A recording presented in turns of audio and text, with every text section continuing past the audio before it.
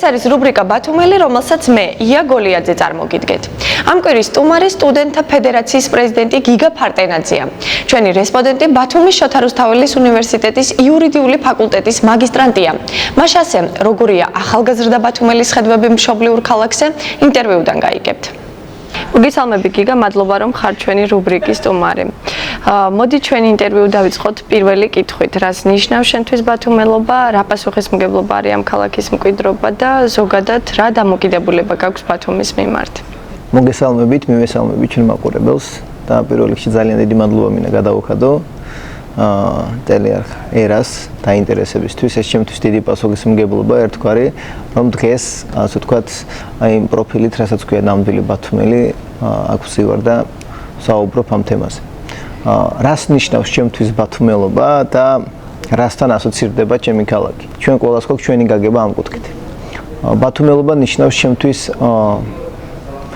ძალიან თბილ ადგილს, სადაც შეიძლება ჰყავდეს ისწრე, რომელ ხალხთან ერთად ძალიან კარგად, ასე ვთქვათ, აკეთო ის საქმე, რომელიც რეალურად შენ მოგწონს. ჩემთვის ბათუმელობა არ ასოცირდება როგორც მხოლოდ გეოგრაფიული მდებარეობის კონკრეტულ 600-სგან შემდგარ ქალაქთან, ბათუმთან. ბათუმი ჩემთვის არის მეგობრობის, სითბოს, სიყვარულის ქალაქი, რაც მთავარია სტუმართმასპინძლობის ქალაქი და ბათუმი არის ჩემთვის ერთგვარი სავიზიტო ბარათი, როცა გავდივარ ქალაქიდან, სადაც არ უნდა წავიდე, აი ეს სილამაზე, ეს კონტრასტი თუნდაც ზღვის და მთის ერთმანეთთან ძალიან, ასე ვთქვათ, დიდ ხარდაჭერას გრძნობ აი ამ ქალაქისგან. ჩემი აზრით, აი ამ ქალაქში ცხოვრობს ის საზოგადოება, რომელიც იმსახურებს ბათუმელობას. დაიბადო ამ ქალაქში ეს არ ნიშნავს, რომ იყო ბათუმელი. ბათუმელობა ჩემი აზრით დაბადების შემდეგ იწყება და მას მოპოვება სჭირდება. თვითონ ქალაქი გაძლევს ამ სტატუსს როგორც მოქალაქეს და ჩემთვის ბათუმელობა, ასე ვთქვათ, ძალიან ნათელი მაგალითი იყო, დასტური იყო ბათუმელობის დაახლოებით ერთი კვირის წინ ყველას მოგეხსენებათ უხვინალეკი მოვიდა ჩვენს რეგიონში და როდესაც ახალგაზრდობა, მთელი საზოგადოება გაერთიანდა და ეხმარებოდა მკოპწია ლამაზ ქალაქს თოვლისგან, აი მწვანე ნარგავების, ასე ვთქვათ, გაწმენდისაგან, რომელსაც რეალურად ჭირდებოდა ამ შემთხვევაში ბათუმის იერსახის შენარჩუნებისთვის. თუ საუბრობთ აქ ჩვენ ძველ ბათუმზე, ახალ ბათუმზე, აუცილებელია ხაზი გაევლოს ამას, რომ ნებისმიერმა ბათუმელმა უპირველეს ყოვლისა უნდა იზრუნოს ჩვენი ქალაქის, ჩვენი ბათუმის იერსახეზე, ინტერიერზე, ექსტერიერზე, რა თქმა უნდა, და ამის შემდეგ აკეთოს ის საქმე, რომელიც რეალურად მას გამოსთვის კარგად. თუ შენ საქმის კეთების დროს თავს გრძნობ კარგად და ასე ვთქვათ, შენი საქმით შენს ქალაქს არგებ რაღაცას, ჩემი აზრით, ესეც დიდი პასუხისმგებლობაა და ესეც ბათუმელობაა. ის რომ თუ ვერაფერს ვერ შეცვლი, არც უნდა დააკლო შენს ქალაქს და ეს იქნება პირველ რიგში ჩვენი ქალაქისთვის ძალიან დიდი ჩავარდნა, ეგრეთ წოდებული, იმ წინსვლისა და განვითარებაში, რასაც ყოველდღიურად განიცდის ჩვენი ბათუმი. ჩვენ ქალაქს არ ჭირდება რაღაც კონკრეტული მისიის შესრულება იმისთვის, რომ განვითარდეს. ჩვენი ქალაქი ავტომატურ რეჟიმში, ასე ვთქვათ, ინერციით ვითარდება თავისი გეოგრაფიული მდგომარეობიდან გამომდინარე და პოზიციიდან გამომდინარე. იმ ფონზე, როდესაც ჩვენ ვართ შავი ზღვისპირა ქვეყნის ერთ-ერთი, ასე ვთქვათ, მოწინავე ქალაქი, როგორც ბათუმი, უმნიშვნელოვანესია ამ ქალაქს ხელი შეუწყოს თითოეულმა მოქალაქემ, თითოეულმა ახალგაზრდამ და თითოეულმა ბავშვმა. ბავშვობაზე გამახსენდა ბათუმი ასოცირდება ჩემთვის ყველაფერთან. ბათუმი არის ქალაქი, სადაც პირველად ვისწავლე, პირველად შევეხე ზღვას. ბათუმი არის ქალაქი, სადაც პირველად ვნახე ზამთარში თოვლი. და ბათუმი არის ქალაქი, სადაც პირველმა შევიგრძენი ნამდვილი ბათუმური სიყვარული ალბათ. ეს არის ქალაქი, რომელიც როდესაც რჩები, ასე ვთქვათ, ჩემ ყველაზე დიდ მესაიდუმლესთან ერთად, ამ შემთხვევაში ჩემ ბალისთან ერთად, ყოველთვის ამაზე ვფიქრობ, რომ აი რატომ მაინც და მაინც ბათუმი. და პასუხი ნათელია ჩემთვის ის გრძნობები, რასაც ეს ქალაქი მაძლევს, ვერც ერთმა ქალაქმა ვერ მომცა, მიუხედავად იმისა, რომ მქონდა ამის პრაქტიკული გამოცდილება ერთწლიანი თუნდაც სხვადასხვა ქვეყნებში. ბათუმს სჭირდება გაფრთხილება და ბათუმს სჭირდება მოვლა აი ამ სათუთი გრძნობების შესანარჩუნებლად. მე ნამდვილად მიხარია, რომ ამ ქალაქის ერთ-ერთი წევრი ვარ და ჩემი საქმიანობით რაღაც წვლილი შემაქვს ჩემ ასე რა თქმა უნდა გუნდთან ერთად ბათუმის განვითარებაში. ჩემთვის ყველაზე შვიდი და ყველაზე ასე ვთქვათ გულთან ახლოს როდესაც გავდივარ გარეთ მოკლედ ის ადგილებია, რომელიც ახლოს არის ზღვასთან.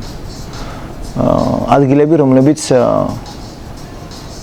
პირდაპირ ასე ვთქვათ მოქმედებს ადამიანის შინაგან მეზე, ბათუმის ზღვის გარეშე ვერ წარმომიდგენია. და ალბათ ბათუმი ზღვის გარეშე, ისე თქვა, ბათუმის როგორც თბილად ჟღერს, ასეთი თბილი აღარ იქნებოდა. 100% თვითანქმები იმ ქალაქის აზრს, რომლებიც ფიქრობენ, რომ ბათუმელის, ასე ვთქვათ, აი ტიპური ბათუმელის ხასიათი არის ძალიან მშვიდი, ლაღი და ყოველთვის მომგიმარი. და ეს გამომდინარეობს სწორედ იქიდან, რომ ჩვენ გვაქვს ზღვა და მარჯვენა მხარეს გვაქვს ისეთი მთები, რომლებიც პირდაპირ ზღვასთან არის ახლოს. ეს მოქმედებს, რა თქმა უნდა, ადამიანის ხასიათს და ადამიანის ბუნებას. იყო ბათუმელი, მე აღნიშნე, ეს არის პრივილეგია ნამდვილად და ეს არის ღვთისგან ბოძებული, ერთგვარი, ასე ვთქვათ, საჩუქარი, რომ დაიბადო ამ ქალაქში. გამოყენების საკითხი, რა თქმა უნდა, უკვე სხვა თემაა, მაგრამ როდესაც ვსაუბრობთ ნამდვილ ბათუმელობაზე და პრეტენზია გვაქვს ბათუმელობაზე, პირველ რიგში ჩვენი ასე ვთქვათ, ერთგვარი სავიზიტო ბარათი უნდა იყოს ჩვენი ღიმილი, რომელიც ყველასგან გამოარჩევს აბსოლუტურად ბათუმელს. მე ეს მომწონს და მე ამას ვხედავ თითოეულ ბათუმელში. მით უფრო, როდესაც ჩვენი რეგიონის გარეთ გავდივარ, როცა დედაქალაქში ვიმყოფებით, ყველას ეტყობა განსხვავებული ღიმილიც კი და აი თავისებური დამახასიათებელი ზღვის სუნი, რომელიც ყველასგან გამოარჩევს. ყველა სეზონი მიყვარს აბსოლუტურად და გეტყვით რატომაც. როინა ბუსელიძეს აქვს ასეთი ორსტროფიანი გამონათქვამი, ბათუმში ისევ გამოიდარა, ბათუმში ისევ გაწმინდა, მსგავსი შინაარსის. ამის შემთხვევაში წვიმა ბათუმში წვიმა ჩემთვის არის ის გარდაუვალი პროცესი, რომელიც აუცილებელია ჩემთვის. მეხმარება ძალიან ბევრი საკითხის გადაჭრაში და მეხმარება ჩემი თავის მობილიზებაში ხშირად. დავიწყებ ზაფხულით. ნამდვილი ბათუმელი ჩემი აზრით აუცილებელია ზაფხულის თვეების განმავლობაში იმყოფებოდეს ბათუმში, რადგან თავისი სტუმართმასპინძლობა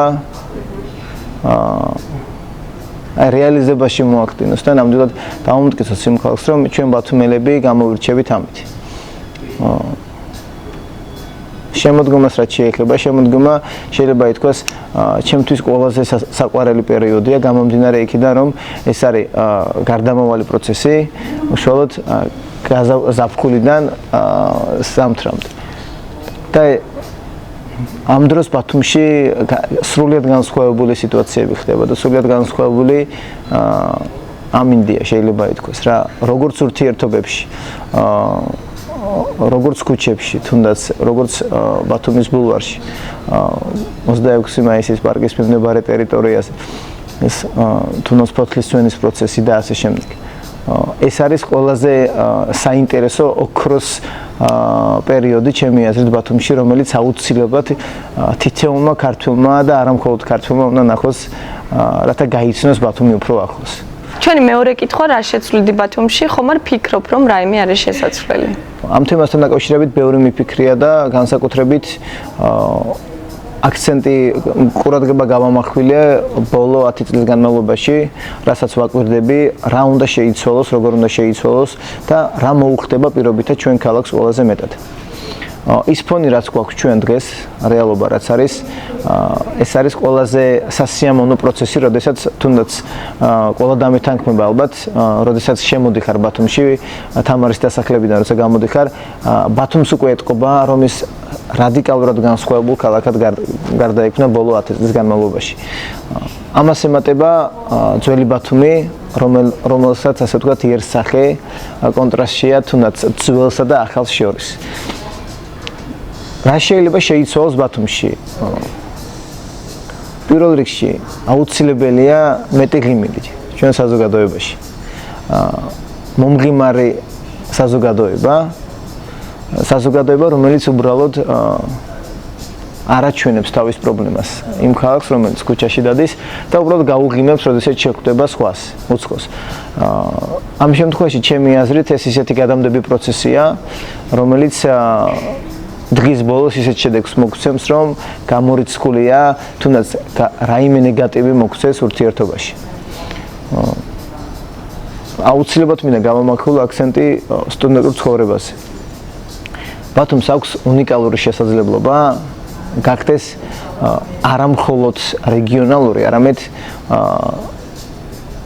სრულიად შავიზღვისპირა რეგიონებში არსებული ქვეყნების ქალაქების ამ შემთხვევაში საუნივერსიტეტო ქალაქად გადავაქცია ჩვენი ბათუმი. ეს იქნება გეოგრაფიულ მდებარეობა ხელს უწყობს შავი ზღვის ყველაზე ახლოს მდებარე უნივერსიტეტით გვაქვს შავი ზღვისპირა ქვეყნებში. საუბარი მაქვს ბათუმის სახელმწიფო უნივერსიტეტზე, შოთა რუსთაველის. ბათუმს თუ ექნება იმის შესაძლებლობა, რომ აიგოს ეს დიდი პასუხისმგებლობა და გარდაიქცეს როგორც სტუდენტურ ქალაქად, ეს იქნება ნამდვილად ყველაზე მნიშვნელოვანი ნაბიჯი ჩვენი ქალაქისთვის, რაც რეალურად გამოაცოცხლებს და 4-ვე სეზონზე ექნება ცოცხალი ორგანიზმებით. მივესალმები აბსოლუტურად ყველა ქმედით ნაბიჯს, რომელიც მართული იქნება ჩვენი რეგიონის, ჩვენი ბათუმის ტურისტული თვალსაზრისით, ასე ვთქვათ, წინ წამოწევით და თუ დაჭირდება ჩვენ ქალაქს განვითარებისთვის უფრო მეტი მაგალი შენობები პირობითად, მაგალი შენობები რა თქმა უნდა ბჭყალებში, უფრო ინოვაციური პროექტები, რომელიც ხალხს მოიზიდავს ჩვენთან, რათა ჩვენი საზოგადოება, ბათუმში მცხოვრები საზოგადოება დასაქმებული იყოს, რა თქმა უნდა გადაიდგას ამ კუთხეს გარკვეული ცვლილებები უნდა მოხდეს, მაგრამ ეს არ უნდა იყოს იმ ფონზე, რომ დაიჩრდილოს პირობითად ძველი ბათუმის ინტერიერი და არ მოხდეს ამის საერთოდ ასე ვთქვათ ამოძირკვა ერთხელ და სამუდამოდ პირიქით. სხვადასხვა კატეგორიის ტურისტები შემოდიან იმის გამო, რომ ზოგს აინტერესებს ძველი და ზოგს აინტერესებს ახალი შენობანაგებობები. ჩემი აზრით ბათუმში აუცილებელია ბათუმმა განაგრძოს იმ ტემპით სვლა და ორმაგი ტემპითაც შეუძლია ბათუმმა განაგრძოს სვლა უფრო მეტი ტურისტის მოზიდვის მიზნით სხვადასხვა ასე ვთქვათ ინფრასტრუქტურული ღონისძიებები ჩაატაროს, მაგრამ ეს არ უნდა იყოს რა თქმა უნდა ძველი შეცვლით და გარდაქმნით. უნდა აშენდეს ახალი, მაგრამ არ უნდა შეიცვალოს ძველი. და ბოლო კითხვა რას უსურვებ ბათუმს? მადლობა შეკითხვისთვის პირველ რიგში, რათა მეძლევა შესაძლებლობა, რომ ჩემი როგორც რიგითი მოქალაქის, რიგითი ბათუმელის სურვილი მივაწვდინოთ თითოეულ ბათუმას და აჭარაში მცხოვრები სხვადასხვა მოქალაქეებს. მეტ პოზიტივს ნამდვილად მომღიმარ სახეებს და ვუსურვებდი იმას, რომ ნებისმიერ დეტალში, ნებისმიერ საკითხში მოძებნონ დადებითი.